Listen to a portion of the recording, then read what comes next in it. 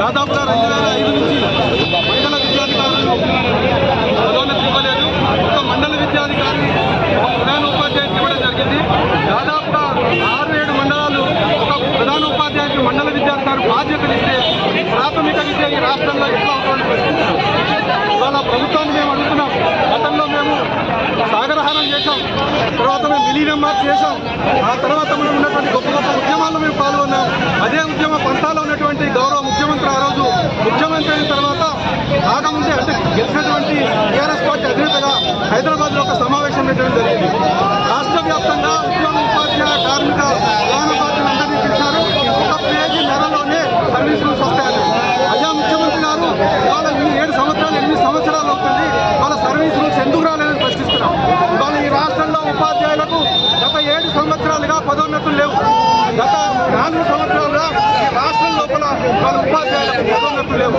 నిన్న మొన్న చేస్తున్నారు, రోజు బదిలీ లేవు. నిన్న మొన్న అంటున్నారు రేపు ఆదర్శ పాఠశాలకు ఉన్న బదిలీలు పాల్గొనగలరు. ఏది మాటల వరకే పరిమితమై ఈ రాష్ట్రం లోపల ఆదర్శ పాఠశాల ఉపాధ్యాయులకు ఇబ్బందిగా ఉన్నాయి.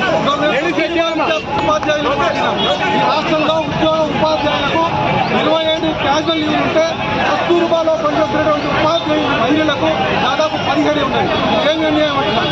అయ్యా, ఈరోజు మీరు ఇచ్చినటువంటి మాటలు ఎక్కడ ఉన్నాయి? మీ పంతాలో కూడా ఈ యొక్క ఉద్యమంలో కూడా మేము వెంట నడిచినాం కదా.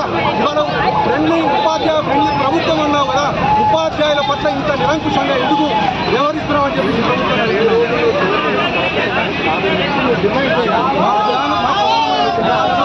ఉపాధ్యాయులకు బదిలీ ఇవాళ 317కు రావడం జరిగింది. ఏకపక్షంగా నిరంకుశంగా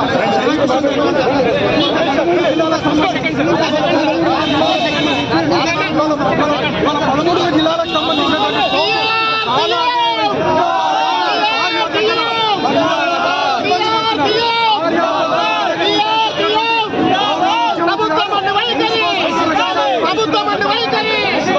కనీసం టీఆర్టీ లేదు, కనీసం విద్యావాహిని లేదు.